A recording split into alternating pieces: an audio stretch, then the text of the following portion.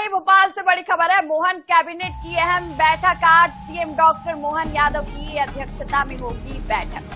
तो इस बैठक में भी कई अहम प्रस्तावों पर मुहर लगेगी और नारी शक्ति वंदन अधिनियम पर चर्चा होगी, जिसको लेकर आज प्रधानमंत्री मोदी भी महिलाओं से संवाद करने वाले हैं। तो आज मोहन कैबिनेट में भी इस विषय पर बातचीत होगी। लोकसभा और विधानसभा में 33% महिलाओं के आरक्षण के क्रियान्वयन से संबंधित अहम फैसले संभव है। सोयाबीन खरीदी प्रस्ताव पर भी मुहर लग सकती है। तो सरकारी कर्मचारियों के डीए बढ़ोतरी पर भी चर्चा संभव है।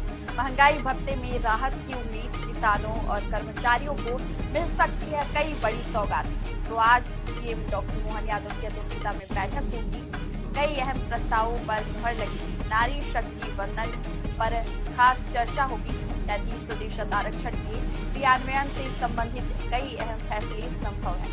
वहीं सोयाबीन खरीदी प्रस्ताव पर भी मुहर लग सकती है। सरकारी कर्मचारियों के लिए बढ़ोतरी पर भी चर्चा संभव है। तो कुल मिला के कई विशेष विषयों पर चर्चा होगी और तो इससे पहले आपको बता दें कि मोहन कैबिनेट के एक हफ्ते पहले जब बैठक हुई थी पिछले सोमवार को, तब मोहन कैबिनेट की तरफ से फाइनेंशियल रिसर्च इंस्टीट्यूट खोलने और उज्जैन एयरपोर्ट के लिए 590 करोड़ रुपए मंजूर किए गए थे। साथ ही किसानों के लिए मसूर और चना की खरीदी का भी फैसला उस बैठक में लिया गया था।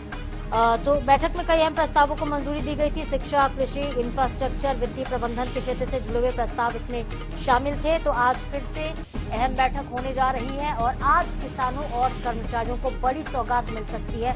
सीएम डॉक्टर मोहन यादव की अध्यक्षता में बैठक होगी। कई महत्वपूर्ण प्रस्ताव इसमें पारित किए जाएंगे। तो राज्य में वित्तीय प्रबंधन को मजबूत करने के लिए financial training and research institute यानी कि FTIRI स्थापित करने का फैसला पिछली कैबिनेट में हुआ था और RCVP नरोना प्रशासनिक और प्रबंधन अकादमी भोपाल के परिसर में इसकी स्थापना की जाएगी। ये फैसला लिया गया था पिछली कैबिनेट में और ये जो संस्थान होगा बजट विश्लेषण, वित्तीय शोध, सरकारी योजनाओं की निगरानी में मदद करेगा।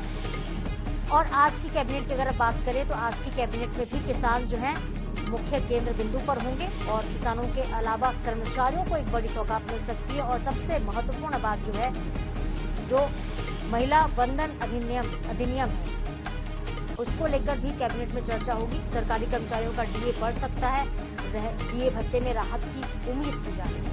जी, तो देखिए नारी शक्ति वंदन और आरक्षण पर मुख्य फोकस रहेगा। कैबिनेट की इस बैठक में नारी शक्ति वंदन अभियान के तहत महिला सशक्तिकरण पर विशेष चर्चा होगी।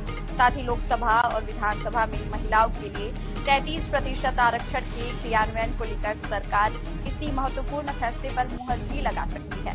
तो वहीं सोयाबीन खरीदी और MSP, महंगाई भत्ते में बढ़ोतरी को लेकर कई विषयों पर चर्चा होगी और किसानों के हित में सोयाबीन की खरीदी को लेकर बड़ा निर्णय होने की संभावना है। न्यूनतम समर्थन मूल्य जो कि तो ज्यादा जानकारी के साथ अनुराग मालवीय जी हमारे साथ जुड़ गए हैं। अनुराग जी, आज मोहन कैबिनेट की अहम बैठक होने वाली है। नारी शक्ति वंदन पर चर्चा होगी जो कि आज का मुख्य फोकस रहेगा। क्या कुछ ज्यादा जानकारी है आपके पास?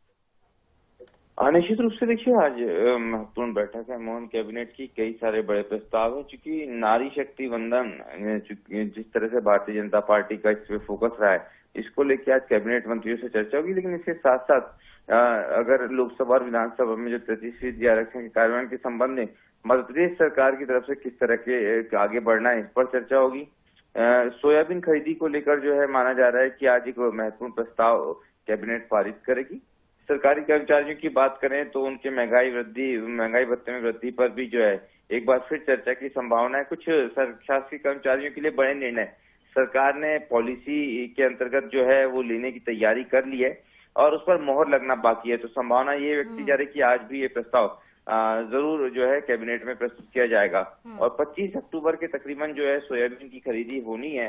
MSP पे खरीदी के लिए भी सरकार आज प्रस्ताव लाएगी। जी ठीक है अनुराग, तो आज महत्वपूर्ण कई प्रस्ताव हैं जिन्हें पास किया जाना है। कैबिनेट की मुहर इन पर लगनी है। बने रहिए हमारे साथ अनुराग, कुछ और भी खबरें जिस पर हम आपसे जानकारी आगे लेंगे।